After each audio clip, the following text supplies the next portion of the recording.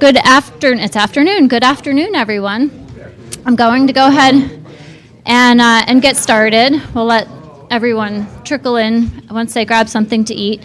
But I wanted to go ahead and thank you for sticking with us today, for those of you who are staying along for Lynn's class, and those who have just joined us for a great presentation that we have from two very special guests. I'd like to introduce two investigators for the Maryland Real Estate Commission. We have Frazier West and Nathan Jackson here to give us some pointers and about the complaint process, give us some tips on how to stay out of real estate jail and out of the eyes in a bad light for the Real Estate Commission.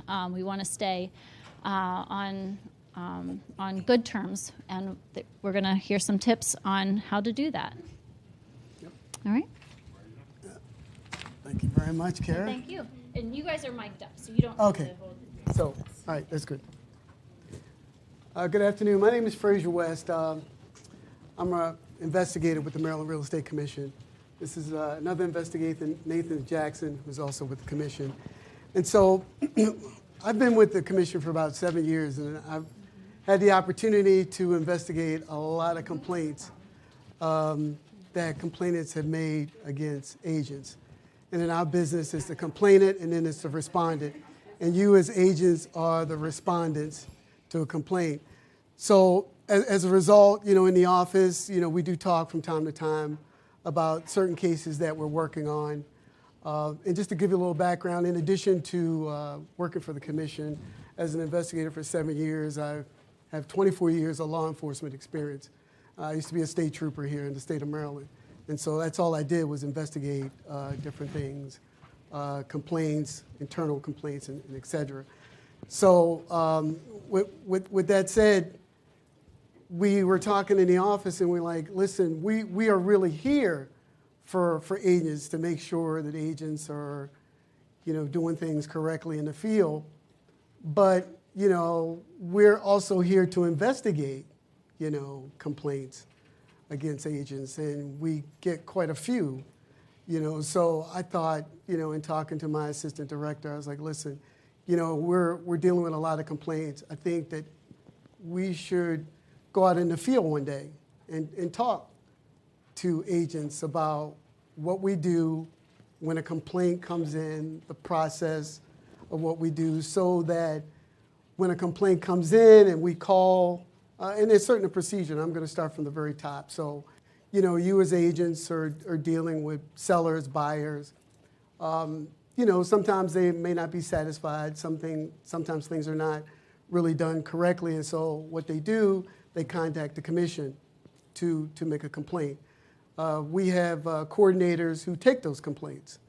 And of course, the complainant has to provide a lot of documentation, the sales agreement, a lot of information they have to give to the commission before it's even investigated. So the coordinator receives that information from a complainant. They make sure that the case file has all the proper information in it. And then, of course, there's another coordinator that will send a letter to the broker. So the broker will get a letter that the broker has to respond within 30 days to the complaint. You as the agent will also get a letter, and you have to respond to the complaint as well as to what happened in this particular case. Once that information is received by the coordinator, it's put into a case file, and then it's assigned to an investigator. When it's assigned to an investigator, another letter goes out to the complainant, to you as the agent, and in that letter it goes directly to whatever, Sampson Properties, of course, whatever agency you work for, that the complaint has been made, the investigator, and in that letter includes the investigator's name, email address, and phone number, so you will know that an investigator will be contacting you by email or phone in reference to a complaint. Just because we receive a complaint doesn't mean that you're guilty. You're not guilty. And so lots of times we find that once we reach out to an agent, they think automatically that they've done something wrong when that's not the case. We have to investigate the complaint thoroughly. So when we reach out, I try to give it a couple days because you'll get a letter saying exactly who the investigator is, his email address, phone number. So I give it a couple days so you can receive that letter so that when I call or Nathan call or another investigator in the office, you will know because you've gotten that letter that it's been assigned to us. If I could just talk briefly about it, I'm not going to mention what agency it was, but I had a respondent that, I spoke briefly to the respondent, and of course, the broker is also a person that I need to speak to in the investigation. So I usually start with the complainant.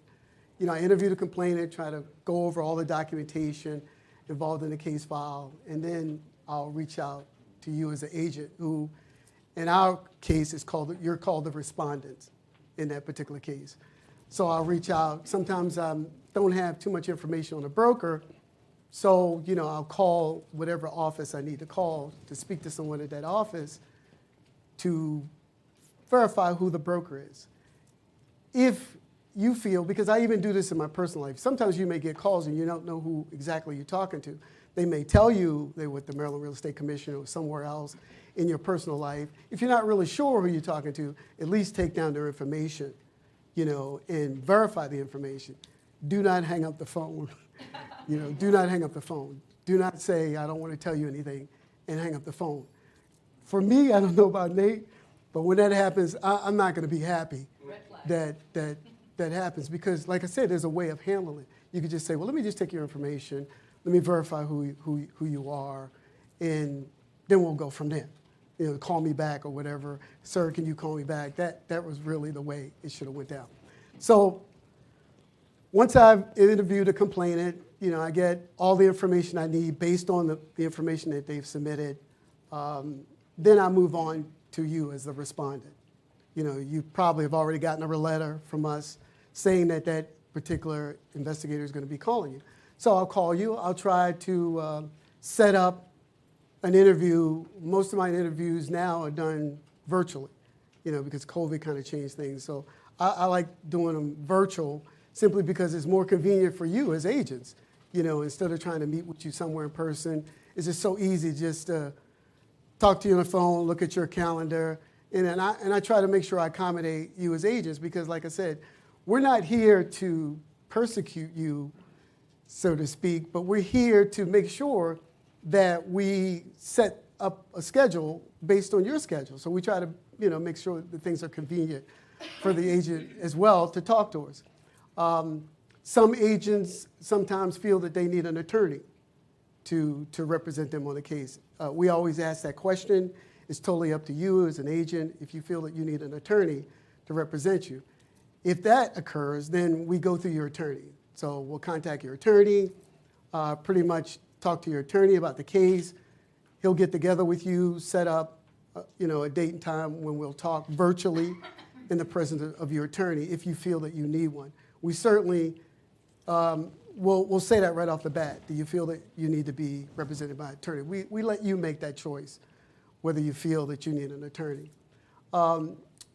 If you don't need an attorney, then I'll just deal directly with you as a respondent in terms of looking at your calendar, my calendar, and setting up a date and time in which we will talk virtually about the complaint, because I've heard the complainant side, but I also want to hear your side as an agent as to what occurred, because we here at the commission want to be fair about what we're doing, and I certainly want to be fair about investigative work because I've done it before, so I want to make sure that I hear all sides, and of course, in hearing all sides, I'm taking notes. There's questions that I'm going to be asking in reference to the complaint.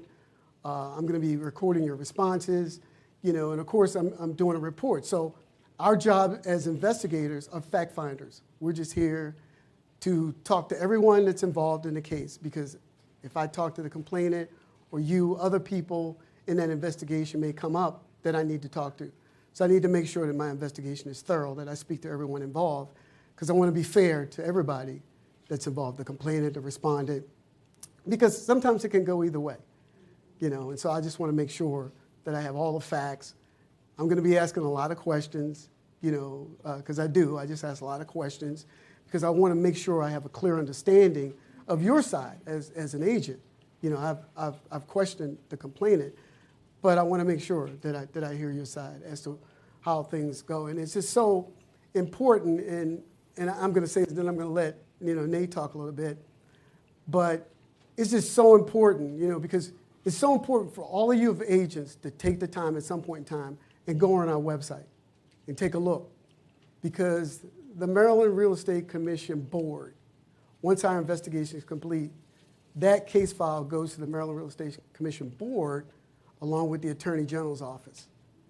And I have to tell you, once they go over that case file along with the Attorney General, you can be fined for every charge. And I got some copies of the charges. You could be charged up to $5,000 for every violation that you commit.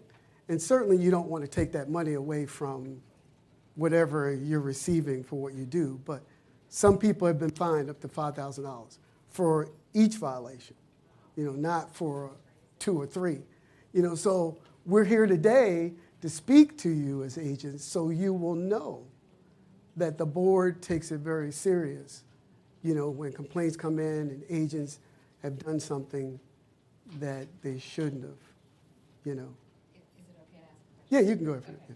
So you were talking about the process. So after you talk to somebody, if you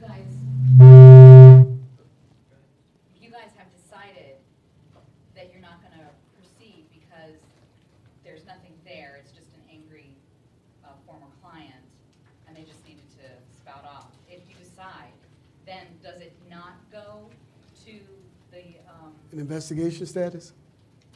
no, does it not go to the next step, which you said was the district attorney? No. That is after the investigation is complete. So after the investigation is complete, then it goes to the board, the Maryland Real Estate Commission Board. It's made up of brokers, agents like yourself. So the investigators do not make the decision? We don't make any whether decisions. it's valid Yeah. or not? No, we're just a fact finder. The board does? Yeah, the board does. So we just talk to you as a respondent, talk to the complainant, anybody else involved. We do a report. It goes to the board. And if the board finds it non-valid, Then they will. that's where it stops? Yeah, that's where it stops. If they Okay. find out that it's not a valid complaint, then it will be unfounded. And of course, you as a respondent as well as a complainant will get a letter saying that the complaint is unfounded. Okay. Well, I'm going to let Nate talk a little bit because if I go on, would have explained everything. But like I said, we're here because it's just so important for you as agents. Like I said, I felt the need to come so you will know, because it's only fair. We're here as a real estate commission to make sure we're doing our job, but we're fair to all parties, involved. So that's why I'm here, so you will hear it. But you owe it to yourself to go to our website and read up on the laws. And I'm going to give you copies of the laws, because we find that when the board reviews the case file, the charges, the AG, the Attorney General's office, is involved with those charges and the fines.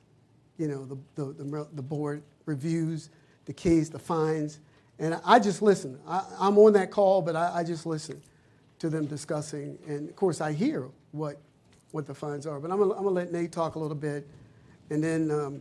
But I just felt it was really important for us to come, not to scare you, but to make sure that kind of cut down on some of the complaints. Quick question, maybe Nate could answer it for you. Are you finding an uptick in the number of investigations and complaints? We get a lot. We get a lot. We get a lot. Pre-COVID, post-COVID? Post-COVID? Let's see, COVID, I had quite a few, and then after COVID, I'd be running 8, 9, 10 cases. That's just me, not the other investigators. We had like 5 other investigators at the time, so we're all running a lot of cases, and we all talk about our cases when we see things a little different, or we deal with agents or brokers in different situations. Are the majority of cases valid? Yes. Yes. Yeah. So I'll let Nate talk a little. Excuse me. Okay. Yeah, Nate. You Nate want to loves ask it talk. now, or you want No, to? Nate loves to talk. So. So, but I was gonna say, is it mainly one issue or more issue of, like with home inspection mainly? Is it more interpersonal? What are your? It's a lot of different things right now. For me, a lot of things that, well, I have like 6 cases right now. 4 of them are because probably somebody didn't make sure that the EMD was secured. So it's like, it's a lot of different things though. That's one thing that I kind of like about this job. It's never the same thing day after day. It's like a whole lot of different scenarios.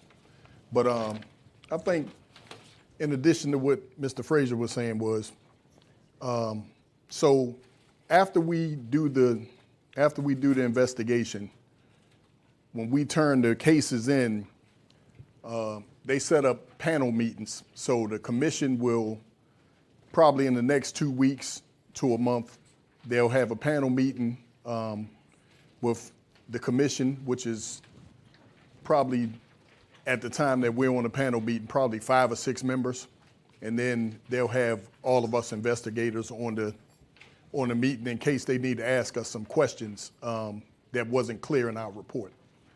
But what happens from there is they talk about the report, and then they come up with a decision on whether they think, what fines would be issued, or whether it should be thrown out, or sometimes it might result in a license being suspended or something. It just depends on what the situation is. But so they'll go over it, and then they'll make a decision, and then they'll start mailing out letters to let you know what the decision was. But when we're doing the investigation, it's like we have to speak to every single person that's involved. So if I'm interviewing you and you say, well, my client, I tried to get my client to take the EMD over to the title company or this, that, or the other, so now I have to speak to your client. But so we have to speak to every person that's involved in the situation. And our main thing is to be accurate with the information and then try to get everybody's point of view on how it unfolded. And then we're going to go and turn that over to the commission. But as Frazier said, we're only looking for facts. So our input is, we really don't have input as far as opinion or anything like that. So I'm just taking the facts from you, whatever you say, compared to whatever the next person says, and then I'm comprising the report and I'm putting it in there. So I'll basically, part of my report is your interview. So I'll say on Monday, such and such a date, at this time, I interviewed so-and-so. These were my questions, these were his answers. So that's what they're seeing. They're not seeing an opinion from us. They're just seeing what I asked you and what your response was, and then maybe the next person. Yes, ma'am. If the board needs more information that has your questions and answers have brought up more questions, do they interview the people directly, or do they go back to you guys? No, they'll actually, while we're on a panel meeting, they'll say, we need to know this, this, this, and this. Then they'll give you the report back. Then you have to contact whoever they need to know these answers from and ask these specific questions. And then it goes back to them on a different panel meeting. So they never ask directly? No, the board never asked directly. Okay. Hey, Nathan, when you answer a question, can you repeat the question back to the live? They can't hear the question. Oh, okay. I'm sorry. Lots of people watching online. Okay. So that's the reason for the. So her question was, if the board needs to know more, if they need to know more answers from the panel meeting, do they interview the person, or do you interview them? And my answer was, no, we have to go back. They get the questions, they tell you what questions they need to know, and then you have to go back and then contact the person again.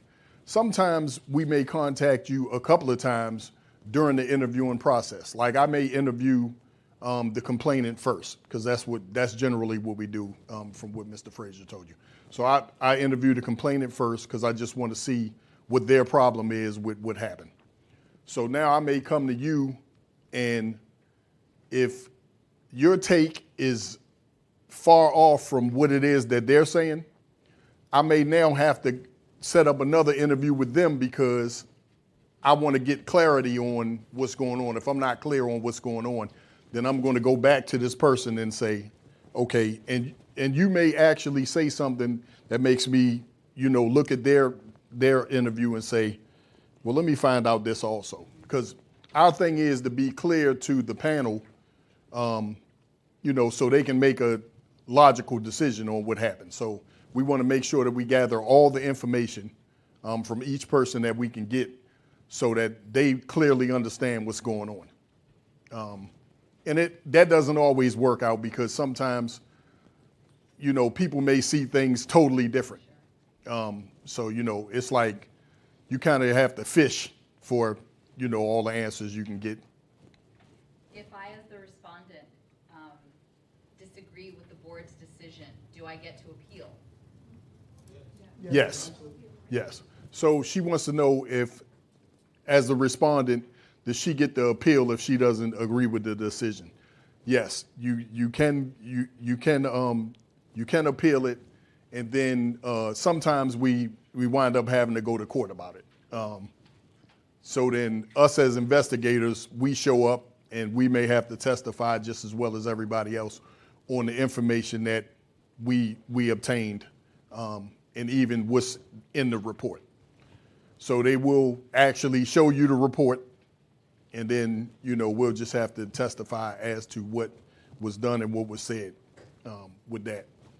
Yes, ma'am. Do you have any difference between people leasing properties versus purchasing? Like, do you have more complaints on one side versus the other? Okay, so her answer was, do we have any difference between the leasing properties and buying properties as far as the complaints? Not to me, in my opinion, no. It's kind of, the things are so different, from a daily basis on what happens, that it's like, it's up in the air on what the complaints could be. Because it's not all the time, sometimes you have people complaining about their own agents. Sometimes you have an agent complaining about an agent. It's like, it's so many different scenarios that could happen. Sometimes an agent might be even having a rental property or something like that, and then you get complaints about that too. So it's like the complaints are so, Very. yeah, they're kind of erratic. Yes, ma'am. Whether it's rental or leasing, rental or sales, they both are treated the same way. Yes, as far as the investigations and things like that. Yes, because prior to us getting the complaint, they go to the paralegals. So then they make a decision on whether the case needs to be investigated or not. So once they turn it over to us, then we just do the investigating. But it's somebody who makes a decision whether this case is valid enough to be investigated. If either party hire an attorney, you all go through that attorney, so when does it bring on, the plaintiff or the claimant and the respondent? I mean, if you're going directly to the attorney, are they involved as far as the claimant and the respondent? Are they involved with that? I know the attorney would get back with them, I guess, but suppose you got to take it further, like to the courts or whatever. Okay, so your question is, if either party has an attorney, how does it get back to the complainant or the respondent? Right. Okay, so what happens is we go through the attorney only for the reasoning of setting up an interview. So your attorney is present on the interview now. And if we have any further questions or we need to get in touch with you again, we go through the attorney to get in touch with you. So your attorney is there kind of like just to be on the call. I mean, they can't even really answer questions for you. They can just, they're just making sure that they're protecting your rights as an agent. Can I speak to that for just one Yes, second? ma'am. If you do receive a phone call from a real estate investigator, or if you do receive the actual complaint in the mail, you're going to get a copy. I'm going to get a copy. When you get that copy, or when you get any other official documentation, let your manager, your branch manager, know right away, and let me know right away. We're expecting to have that information, and that way we can, even if it doesn't go as far as down the complaint process or doesn't need attorneys, at least that allows us to submit it to E&O per our policy, and we can get the ball rolling, and they know what's going on in the event that attorneys are needed or counsel is needed. So we'll be in communication also at that time. And we're so when the letters go out, we're assuming that you spoke to your broker about it by the time we contact you anyway. So a lot of times, I'm pretty sure Frazier has gotten this, a lot of times brokers ask if they can be in the interview at the same time with the agent. We're probably not going to allow that because it's frowned upon at the real estate commission. So, because they don't want you collaborating on answers at the time that we're asking the questions. So we're probably going to interview the agent first and then the broker. A lot of times the broker was not really hands-on with the transaction. So you've probably explained it to them, and then we'll ask, like, how much do you really know about the situation? And they might say, well, I first found out when the commission sent the letter. A lot of times I get that from brokers. So generally, I'm not really expecting the broker to know a whole bunch about it as far as when it took place, but probably a little more now, because I'm assuming you explained it to them, and then they kind of did whatever little research they did to find out, what happened in the transaction and your point of view or this, that, or the other, and whether they think their agent was correct in what was going on. But do know that your broker is at stake also on these charges, or whatever they may charge with, because of course they're supposed to be your supervision. So sometimes the agent gets fined and the broker gets fined. That happens a lot. So it's kind of like you're responsible for what you're doing, and what could happen with your broker also. So you may want to, just our thing is, like you said, we're not here to try to scare you or anything. Our thing is, it's a lot of complaints, at this point. So we kind of try to nip it in the bud and just let you know that you probably want to just follow the rules and regulations. And like Frazier said, you may want to just go on the website, and he has some documents that you can read just to know what's important. And the other thing I want to add is that, even when we're investigating cases, sometimes I may walk into my supervisor's office just to let her know what I'm working on, or what's going on with that particular case. I think that you as agents, when you're working a transaction, you should communicate with your manager, with your broker, kind of let them know what is going on if you're running into some type of complications, so that your broker and your office manager will know, not when they get the complaint. So I think it helps you guys, when you're doing your job. I don't think you get a negative report card for going to your broker to, I beg your pardon? I prefer that. Coming to me. Yeah. Go to your broker, go to your manager and say, hey, this is what I'm working on. Don't be too big of yourself to go and ask questions.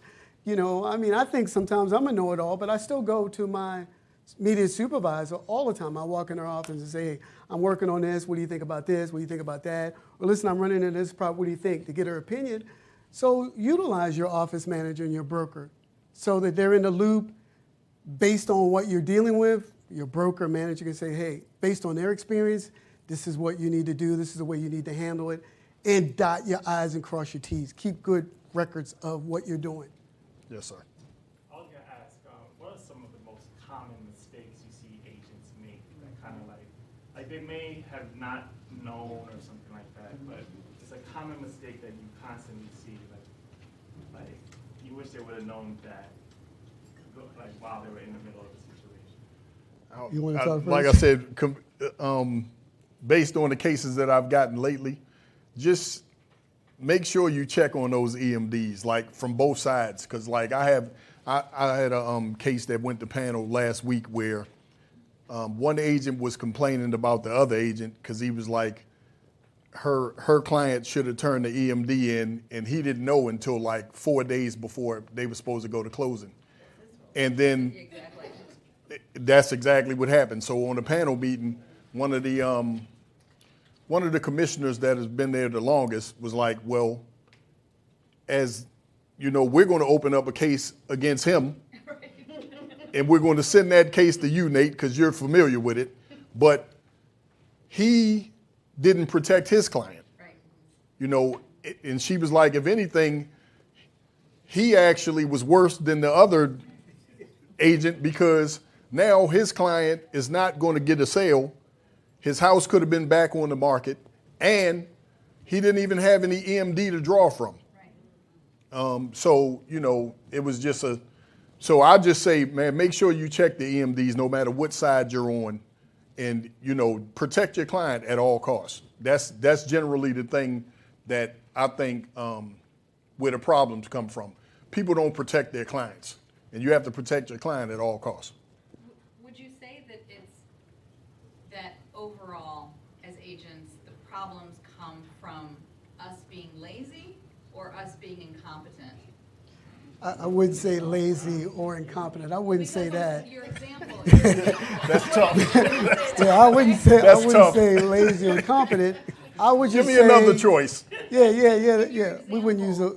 The guy should have known. Yeah, he should have known. So Like he didn't check at all, and then he expected the other agent Right. to let him know that the EMD was not That's incompetent. submitted. And kind of lazy too. Well, you can use those words. You can use those words. All right. But it's just making sure that you dot your I's and cross your T's on both sides. Whether you're representing a seller or a buyer, dot your I's and cross your T's, because it's going to come back. I think it's good. From time to time, I look out on your website to see the cases that cases. people have Gotten themselves for into. or Yeah. suspended for. It's crazy. And you shake your head. Yes. Yeah. So you all should go on and do that, you know, and not let those things happen. I think a lot of times people are just trying to make it to closing, you know, and it like, Yeah. I don't know if y'all feel like that, but sometimes, a lot of times you read these cases and you're like, I can't believe they did that. But it's like they just want to make it to closing, and you know, so they kind of like leave out all the steps that you have to take to get there. Yeah. I think this lady. So as a professional, you should have steps and standards to follow to get to closing. Correct. It's not just about getting to closing, so it's incumbent on both agent, the listing and the buyer. Absolutely. That's why we're here. This lady here has a question. So do you see most cases from newer agents, or are these seasoned agents? Seasoned agents as well. Can you repeat the question when you Yeah. Do we get more complaints from newer agents or seasoned agents? And the seasoned agents, you know, because they've been doing it for a while, they don't feel that they need to have a conversation over here with upper management, and they start doing things, you know, and they've been doing the wrong thing. Just make sure you do things correctly. Dot your I's, cross your T's. Protect the seller, protect the buyer. Do things correct, you know. So, this kind of goes along with that question. So, I don't want to say would you be more lenient, but would you, I guess more lenient towards a new agent versus an agent that's been licensed for so many years? I'm anxious to answer that. Anxious. So the question is, would we be more lenient as investigators or the board to a new agent opposed to a more experienced agent? And the answer is no. You know, I wouldn't say because you're newer, then, you know, because like I said, as a new agent or seasoned agent, that's why you have your office manager, broker. You know, talk to more experienced agents about what you're dealing with, so that you won't, because the board will not take any mercy. Yes, ma'am. What if your brokerage, the broker just throw you out there as a new agent and expect you to just kind of like learn on your own? Well, Like there's some, that, I mean, personally, I just started August 18th, and I had kind of like that situation, and I lost the deal. And I'm like, my license is at stake. I need to get out of this brokerage situation, and I terminated. So it really was no training. It was like a little boutique, and it was just kind of like. There it is, right there. So That's why you're here now. So that's why I'm here. So the thing is, so that could happen, like where you're a new agent. I mean, brand new. I just got my license like August 22nd, and I got with somebody and he was like, "This your client?" Like, go ahead. do you want me to repeat the question? Yeah. What if you're a new agent and you're not really receiving the guidance that you need and the support? Well, you need to not necessarily demand it. Then you need to go to your office manager and your broker, sit down and have a one-on-one and say, listen, I may be a new agent, but there's so much that I need to learn. You know, so I'm coming to you as the office manager or the broker, you know, to get you on the right track or to make you feel more comfortable about what you're doing as a new agent. Frazier, can you say that, because we're live, can you say that was her previous broker? All right. So I was going to ask. So who where She you said work? it was like a little boutique or something. Oh, it was like a Yeah. little boutique. Right. So it wasn't Sampson Properties. Yeah. So it was not Sampson Properties. You know, but it doesn't matter where. I mean, if you leave here and go somewhere else, hold the folks are accountable. But you even know, to, make even sure. to speak on that, a lot of times our questions when like if I'm doing an investigation, one of my first questions, especially to you and to the broker, because we have to speak to both of you all, I'm going to ask, how much training do you do? You know, do y'all have regular trainings? And if so, like, what is the schedule like? Or, you know, because we need to know that you're being taught these things. If you don't have any trainings, when are you learning, like, what about the new information or something like that? How do you get that? We have obligations and responsibilities for reasonable and adequate supervision too. So those are the kinds of questions that are directed towards us as management and brokers as part of the investigation. So yeah, that was speaking to brokers providing reasonable and adequate supervision as well.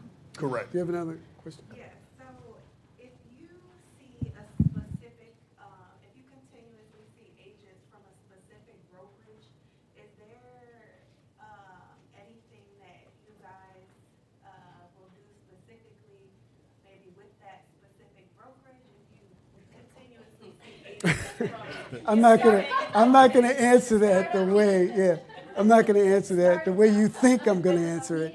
So. You know, if we see, the question is if we see a particular real estate Pattern, yeah. agency constantly getting complaints, do we try to reach out, you know, and without throwing any agency under the bus, this is the first of this kind that we've done, simply because I said at the beginning, you know, we're not only here to make sure that you guys know what's going on as real estate agents, but also to educate, you know. So just so happens, this is where we started. I think I've established a business relationship with your broker and Carl, you know. And I appreciate reaching out and kind of bridging the gap.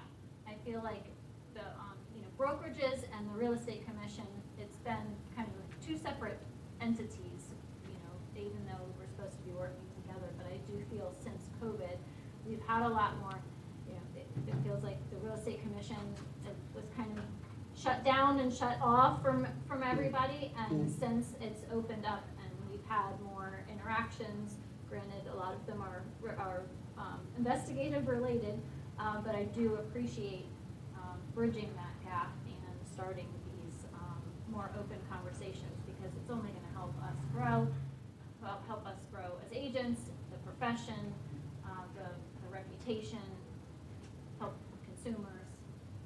Exactly, yeah. Yes, ma'am. Yes, but are you seeing a lot of the complaints coming from anyone particular? Oh, yeah, the answer to that, yes. Are we seeing any complaints coming? The answer is yes, without naming, yes, yeah, yes. Yes. And you'd be surprised, like, sometimes you not only get the same, like one time I had 3 complaints about the same agent and the same broker. And it was basically for the same thing. It was like the same exact pattern. So a lot of times it is a pattern. And that's why you just want to make sure you try to seek the information you need to do the job correctly. And it's like initially we were talking earlier about they sent us, the commission actually sent us to real estate school just so we know, a lot of the information that we had to have. We can't get a license, but at the same time we have to. Yeah, we had to take every single test. Yeah. But you can't have the license, but you gotta. Because I wanted the license for all that studying and passing those tests and quizzes. Shoot. I want the license. I'll tell you what, but I couldn't have it. And you definitely have to.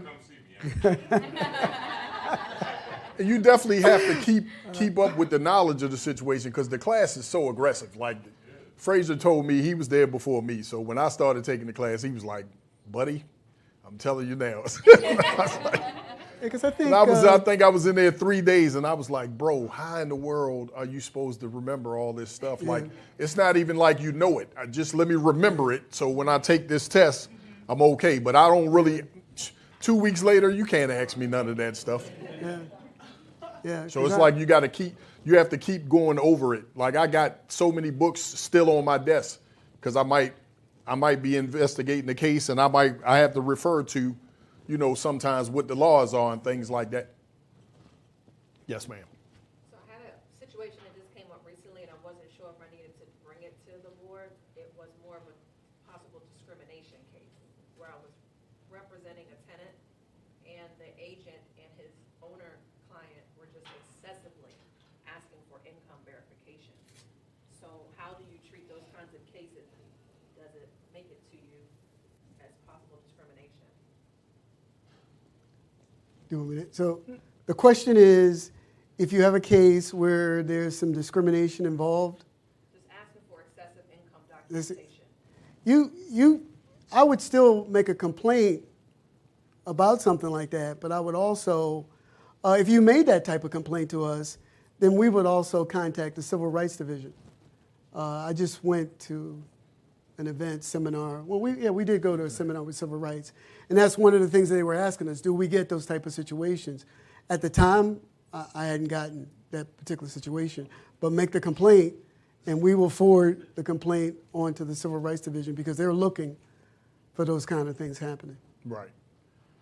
Yeah. And I think it's best to make the complaint if you think something's not right, and then just let them decide whether it's, because you would rather put it out there and then let them decide than not say anything, and then these people are getting discriminated against. More people. Right. Question. How do you all handle cases that may come up after the transaction has taken place? You don't know, you feel that you've done a great job.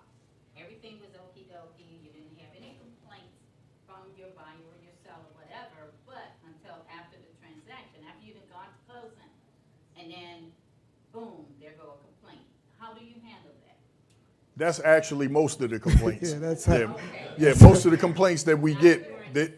Because we might get the complaint and it actually happened a year ago. Like that's how many cases we have. So by the time we contact you, you might be like, "What are you talking about?" So a lot of times when we go to interview you, we might tell you, you might want to look over the transaction and Yeah. like have the Yeah, information copies. that you need to know. So when we ask these questions, you've refamiliarized memory. yourself with Yeah. it. I guess that's a good thing that we keep those documents for, what, 5 to 10 years, 5 Yeah. years. And, So we can go back yeah. on. Right. And remember that when you respond as a respondent to the complaint, remember I said that the whole case, don't assume that you've responded, you've said what you had to say, and that's the end of it. Because like I said, in 6 months or a year, you could be contacted by us to say, hey, there's an investigation. We still have to investigate the complaint. So just because you respond and you're detailing your response doesn't mean that the complaint is unfounded. Yes, ma'am. How old can a situation be that somebody can complain about? Um, Statute of limitations. There is a statute, but usually it's no more than a year. I haven't gotten a complaint over a year old. I think you have to You know. make a complaint within 6 months. Yeah, I've had one close to a year. Okay. Yeah. But it depends on the circumstances whether or not it goes further. Right. There isn't any set number of months. Yeah, there is a set number of months. Yeah, I can't remember right offhand. Because usually the coordinator, and that's why we have coordinators that deal with that situation. You know, so by the time the case gets to us, we already know that it's still a valid, complaint. Yeah, like You know, we once we get it, that means it already went through the paralegals and they said this needs to be investigated. So if someone called them with the complaint, they probably would cut it off if it's not, if it's not valid. Yeah. Yes, sir. So it sounds like EMD is kind of like one of the biggest complaints. What That would I'm you say- dealing with right now, yes. Now, he might have a different experience right That's now, all I but can ask. for Like, me, it's, What would you say is like the second most common complaint or other more common complaints that we could kind of like put in our mind and say, okay, let's make sure that we do this right? What is one of the most common complaints? To repeat the question. EMD is one. EMD is one. Just not, communication is a big problem between the seller, the buyer, and then making sure that you protect the buyer. You got to make sure you protect the buyer. You can't, as we said before, the bottom line is what your commission is, but make sure you protect the buyer. I wish I can't discuss a case that I'm investigating right now, but I feel that even though the complainant made a complaint against the seller's agent, I'm finding that the buyer didn't protect her at all. Didn't really, especially someone that, I can't even say, but let's say the person's from another state. You live in Connecticut and you decide to move to Bowie, Maryland. You don't know really anything about Bowie, Maryland, coming from another state. So you as an agent familiar with Bowie, you would want to make sure that you protect that buyer, not put that buyer in a situation. And then the other thing too is just making sure that if it's a used home, inspections are done, encourage your buyer to make sure an inspection, pay the money, make sure a thorough inspection is done on the home, because I've had some cases after a week or two, the person moves in and the basement's flooding and this and that, so yeah, so yeah, Right. Right, so just make sure, the seller, if you're representing a seller or buyer, just make sure that you do things correctly, because it'll come back to bite and you. every once in a while you'll get the agent gave out the lockbox key code and then just let some, I wasn't sometimes it's a gonna bunch of dumb stuff. I Like wa- you just I look and wasn't you gonna say, bring that I up. can't even believe they did that. But a lot of times it's just basic rules that we know and it's like, are you serious? Yes, don't be, that could cover a couple different ones that we're dealing with. Following clients' lawful wishes, not all of their wishes, but follow their lawful wishes. Yes, ma'am. The last couple of years, it's been a market where a lot of terms are being waived. Are you seeing the effects of that? I mean, a lot of contingencies in the contract, like home inspection, like appraisal, like all those things being waived. And the buyers know about it and they do it willingly in the beginning. Are you seeing the aftermath of that? So to repeat the question, are we seeing a lot of aftermath of as is, or, you know, the buyer waving this and waving that? If so, what are your suggestions You know, to agents? as I said before, you have the experience. Protect your client. You know, make the suggestion. And if you make the suggestion, put it in writing that you made the suggestion. I suggested to you that you maybe should not buy this as is. I've suggested to you that you should have an inspection done. I've suggested this and that and that. And then make sure that whatever, if an inspection is done and there's some agreements about making corrections to things, make sure those things are done prior to settlement. You know, you can change the settlement date. I mean, you know, I've purchased new homes before, and when I walk in to do my walkthrough, because of my experience, I tan them up. You know, I got a 3-4 page list, and this is even on a new piece of property. You know, and so, you know, I was lucky enough I didn't need an agent because I knew what I was doing. So I had a 3-page list on a new home. And so I gave it to the builder, and, you know, they had set, you know, a settlement date, and I just laughed to myself about it. So then they called me and said, okay, Mr. West, you know, in 2-3 days you're going to settlement. No, we're not. I gave you a 3-page list. If you can't find it, I'll send it to you again. And every single thing on that list is going to be corrected before we go to settlement. No ifs, ands, and buts about it. And we got off the phone. Next thing you know, their construction person is calling me. He didn't sound too happy, but I didn't care. I wanted everything done on that list. And they had to change the settlement date. I did not care because I was not signing. And so you as agents have to do the same thing, protect, you know, your clients, you know. And so I got everything on that list. I even went back and checked off everything on the list. And then I said, okay, that date that you set, it'll work for me, you know, because I'm spending my money. And it's not going to be, oh, and because they even said, oh, you'll just sign, we'll take care of that stuff later. Not with me. No, not with me. I don't play like that, no. Does a text message uphold as a written disclosure? Like, because some clients prefer to text, or would you suggest that we always follow up in email format? Does a text message work better? Well, I would say email. You know, text you can do certain things, and even text messages you should save. But emails, you know, certainly when I deal with respondents and complainants, I send emails on everything so that I could get a response. And even if I don't use those responses in my investigation, I keep a folder in case I ever have to go back and look at a date and time. But let me say this. Yeah. I'm sorry. Also, when we get, like when we're doing investigations,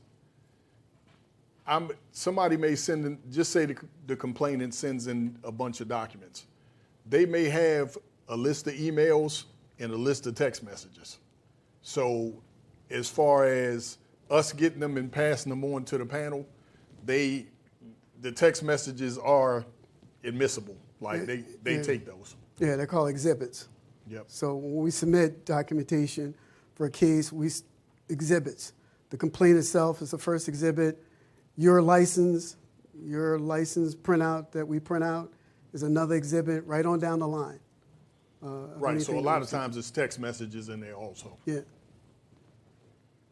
So is it okay to, if you do receive a text message, to follow up with an email, for instance, like whatever we talked about on the texting, you just said, per our text message, this is what we discussed. Like, is that safe? I would. I would. Right. I don't know. I think emails are always better than text messages, although the panel will look over those text messages for sure. They definitely, you know, anything in writing or, you know, that can be documented, they definitely take that into consideration. Any other questions, comments? I wanted to reiterate or ask the question. So if if the board is reviewing your findings, are they able to then make their own complaint if they find something else that was different from the original complaint? Absolutely. Absolutely. Because a lot of the folks on the board are brokers and agents themselves, and you just can't get on the board if you don't have your I's and T's crossed, so that's why we're here, because we hear the panel. We hear based on our investigations, and I don't want to use the term, but they're gonna stick you. A lot of times that's where I get my best information from, sitting on those panels, because I'd start to understand what they want from your report, right, and what they're looking for. Yeah. Yes, ma'am. In a lawsuit, the general public can sometimes attend. Can the general public attend any of the board meetings where these complaints are discussed? Like, if I was interested to see the process up front, would I be allowed to go? No, or is this all no. private? Now, if it goes to, because I think you mentioned earlier, if you disagree with the findings of the board, then it goes over to the administrative hearing, which is over in Hunt Valley. It's not my case. I'm just interested. No, even if it's not, the general public, when the board gets together to go over the cases, is not open to the general public. Okay. Yeah, but if it goes to a hearing over in Hunt Valley, then you're welcome to come listen to the hearing.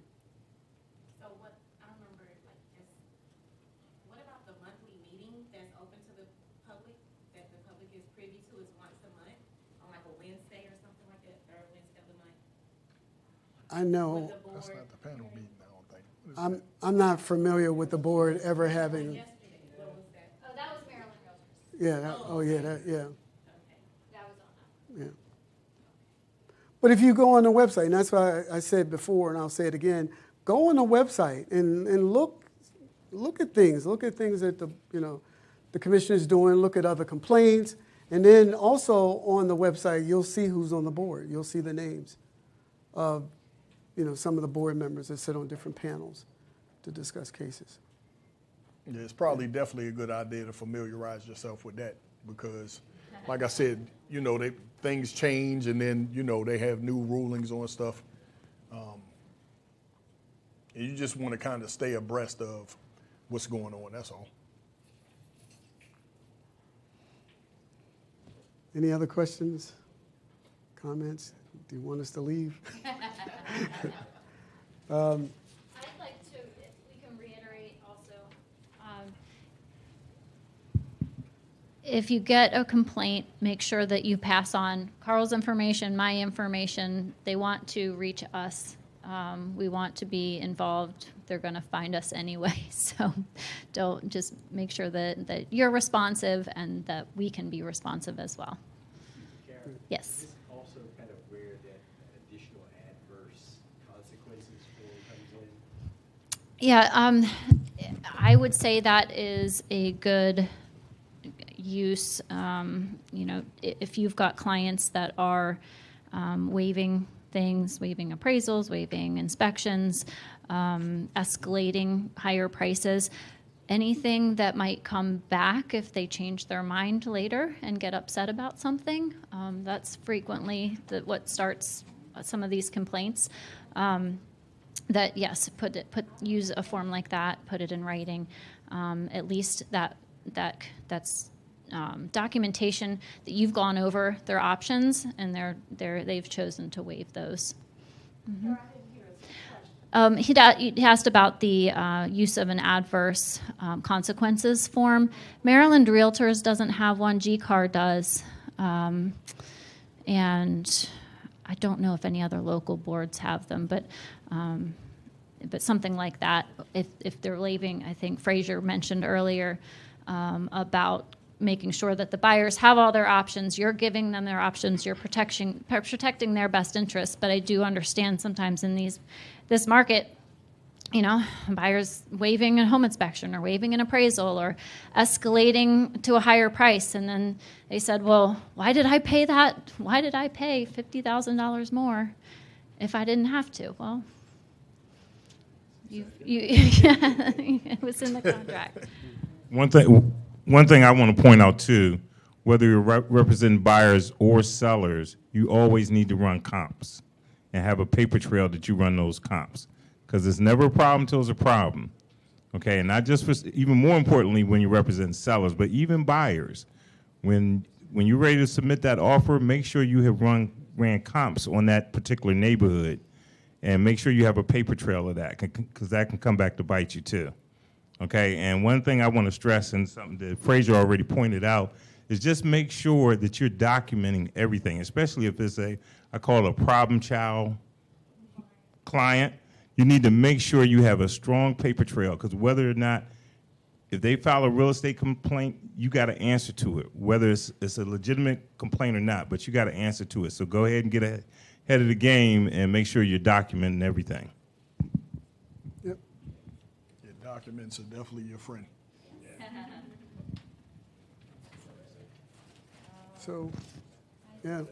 So, I'm looking over my notes. I did jot down other questions for you.